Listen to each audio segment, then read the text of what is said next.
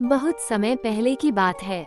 हिमालय की गुफाओं में रहने वाले नागराज वासुकी के नागलोक में एक अद्भुत प्रेम कहानी जन्म लेने वाली थी।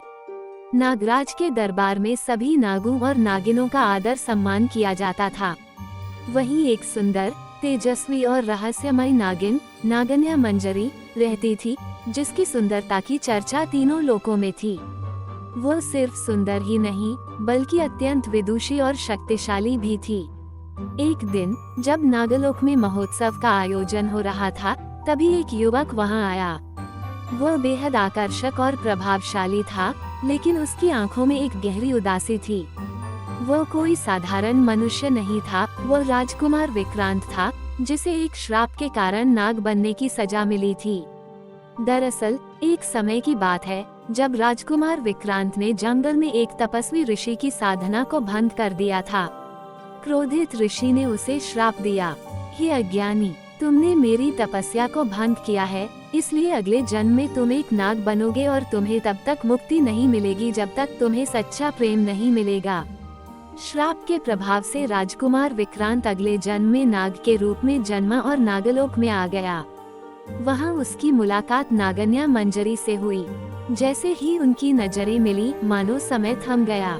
दोनों को पहली ही नजर में एक दूसरे से प्रेम हो गया। उनका प्रेम गहरा होता गया, लेकिन नागलोक के नियमों के अनुसार एक शापित नाग और एक शुद्ध नागन्या का विवाह वर्जित था। नागराज वासुकी ने इस संबंध को स्वीकार करने से मना कर दिया और आदेश दिया कि राजकुमार विक्रांत को नागलोक छोड़कर जाना होगा। नागन्या मंजरी इस फैसले से बेहद दुखी थी। उसने अपने प्रेम को साबित करने के लिए नागराज के सामने एक शर्त रखी, यदि मेरा प्रेम सच्चा है तो मैं अपने तप से इस श्राप को समाप्त कर दूंगी। नागराज वासुकी ने उसकी भक्ति और प्रेम की परीक्षा लेने के लिए उसे कठिन परीक्षा देने को कहा। मंजरी ने कठोर तपस्या की। उसने ब्रह्मा जी की उपासना की और उनसे वरदान मांगा कि उसका प्रेम सफल हो। ब्रह्मा जी प्रसन्न हुए, लेकिन उन्होंने कहा, हे नागन्या, तुम्हारा प्रेम अवश्य अमर होगा, लेकिन इसके लिए तुम्हें अपने प्रेमी के लिए अपना जीवन बलिदान करना होगा।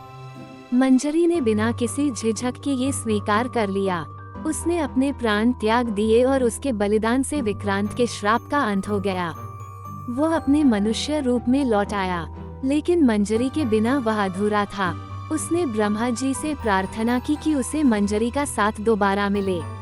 ब्रह्मा जी ने कहा, तुम दोनों अगले जन्म में मनुष्य के रूप में जन्म लोगे और फिर से एक होगे। तुम्हारा प्रेम अमर रहेगा। सैकड़ों वर्षों बाद एक सुंदर राजकुमारी मंजरी और एक साहसी राजकुमार विक्रांत का जन्म हुआ।